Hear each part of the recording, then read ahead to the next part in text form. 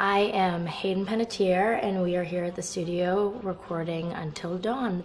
My name is Rami Malek, and I play Josh. My name is Megan Martin. My name is Brett Dalton. My name is Antonella Lentini, and I played Hannah and Beth. My name is Jordan Fisher, and I play the character Matthew, Matt for short. I'm Nicole Bloom, and I play Emily in the game.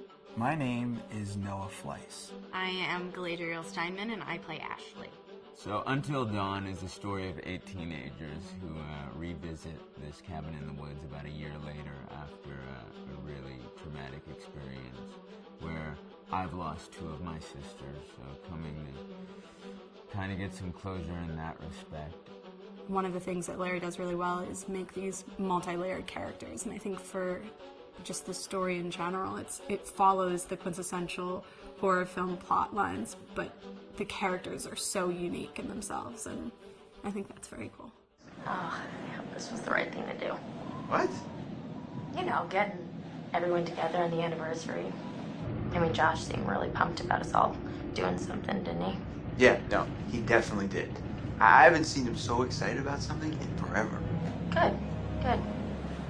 Sam and I have a few things in common, such as being huge lovers of animals, and she's a huge animal lover. She's vegan. She is a pacifist. I'm not quite sure if I'm gonna go as far as saying that I'm a pacifist, but she's spunky and cool. I know that she, I think, is made fun of a little bit by the rest of them who think that her morals and her beliefs in that area are a little ridiculous and they don't agree with them, but she doesn't care. It doesn't stop her from being herself, and that's something that I hope I have in common with her.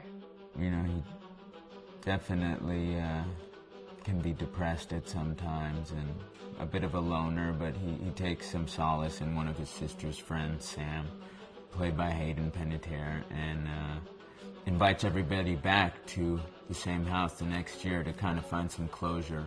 Jessica she has a whole lot of personality. She is definitely the sort of mean girl character that, you know, at school she knows she's pretty, she knows that boys like her, and she's going to use it to her advantage.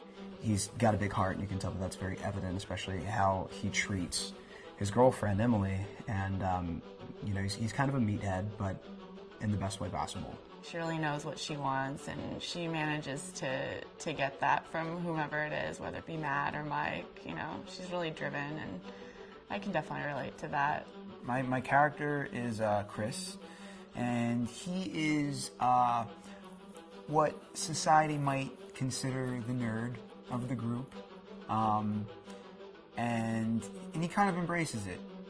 Ashley she's a little more serious than some of the other girls. She's definitely very intelligent and thoughtful. She kind of looks at the whole big picture of things. She's not quite as geeky as Chris, but they connect in a lot of ways. Mike is like big guy on campus. He's the class president who has some charm and has brain, and I don't know, people seem to like Mike. He gets away with a lot, though.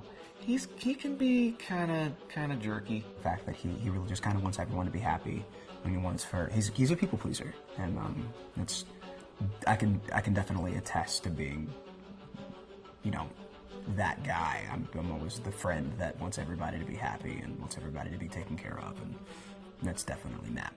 But also, like, this character is just so fun. I rarely get to play the bitch, and so it was really fun to do that. The spirit of things, seriously, what's wrong with you? I'm just trying to lighten the mood, Em. Don't be like that. Like what? The way you're being. You always get like this. I just think this is just the coolest thing to be a part of, and I just think it's going to take the world by storm. I really do. I think this genre is the wave of the future, and I think that once people see the potential behind it, of getting to interact with the drama that you're witnessing unfold in such a realistic way, that this is how entertainment's going to be from now on.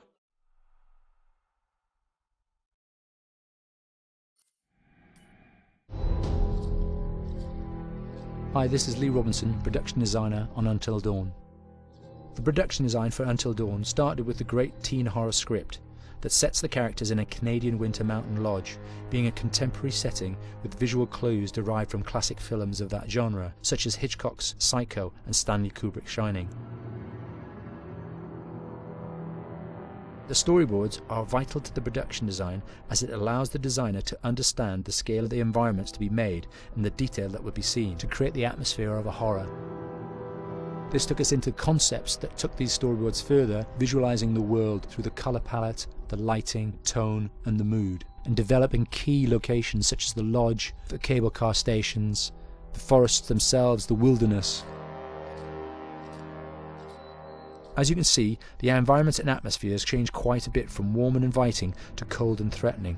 The Millionaire's Mountain Lodge was a key example. It was designed to be made from nearby stone and timber, embedding it into the landscape, with a contrasting and contemporary interior needing to be opulent and extravagant. We created dark and claustrophobic corridors with ominous and large open spaces, almost cathedral-like in size, and with huge structures to silhouette and dwarf the characters within, providing a labyrinth to explore and wander. Each character was developed with a strong visual identity in mind, with contrasting colours, tones and silhouettes to identify them, each to have their own texture, pattern and shape, so that when they were lined up you could always identify them. The costume designs allowed a range of clothes that would suit them for the cold winter weather, but also have an element of style and individualism, so that the audience could look at them and relate, recognizing themselves within them. A lady would like to cuddle up with her man by a nice cozy fire bathed in atmospheric mood lighting. Right. It'll get plenty toasty once we're rubbing up against each other. Mike? Yeah. Fire and mood lighting. Yes. Working with the lighting artists, we really brought the look and feel of the world together, and this required a thorough understanding of the visual language of teen horror. A key scene was where all the characters emerge out of the rear of the lodge chasing Hannah. A contrast is evident straight away from the exterior wilderness to the warmth of the lodge. The attention to character lighting here is through the bounce and rim lighting, accented colours and composition, creating characters that come from the dark into the light and back again with an emotional effect.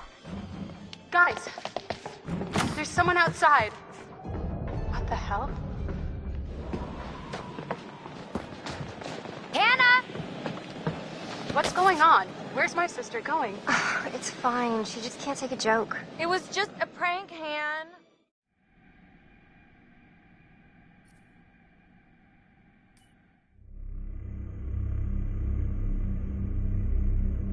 Until Dawn is a game that's full of horror, and one of the things we decided to do early on was to take a scientific approach to how scary it was. So we did experiments on people and we measured their responses to the game. We've created a test area. It's as close to a home setup as we can get it. We've recruited ordinary people to play the game and we've left them to play it on their own. You're turning the light off.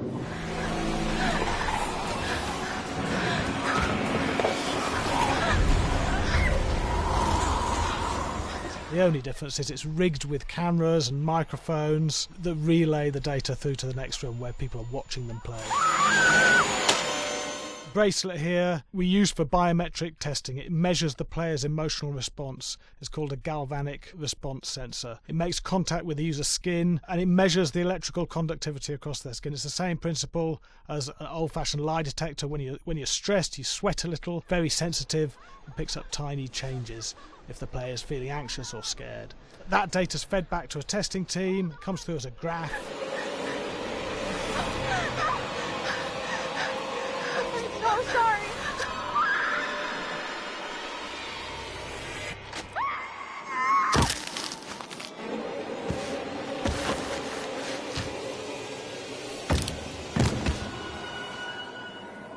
There's no point testing one or two people, you have to test a lot of people. And watch your step. When we have a scare that's consistently has a measurable emotional response, then we knew it was good. If it didn't have that, it goes back to the team for improvement. The data doesn't tell us what's wrong with the scare, it only tells us if it's working or not. Wait, okay, so you hear that too, right? Josh. Here we have a chapter relatively early in the game. Weirdly regular. nothing regular about it. We have to create tension and anxiety in the player so they are ready to receive the scare.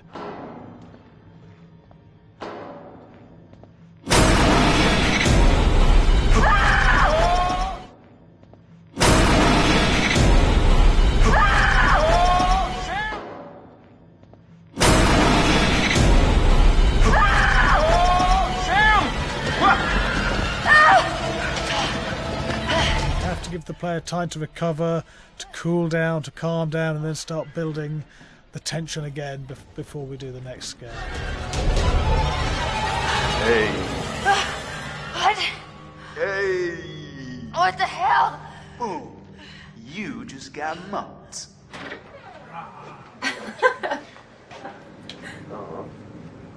Yeah, I have such an adrenaline high from that game. There's two things we found. One is we could look at the scares, analyse if our expected scares were working effectively. Were people shrieking and covering their hands, or were they getting an emotional response from it? And being scientific about it means that we strip out people's opinions about whether things are working or not. We've got data, and we look at the data. If it's working, we're happy with it. Really scary. Bit scared and wanting to get away. I actually be maybe a bit scared to play it on my own, but in a room with the lights on, yeah, with some other people as well, yeah, maybe. But because I'm a scaredy cat, I would play with someone in the room. And the lights on. It was one of the scariest games I've played in a long while.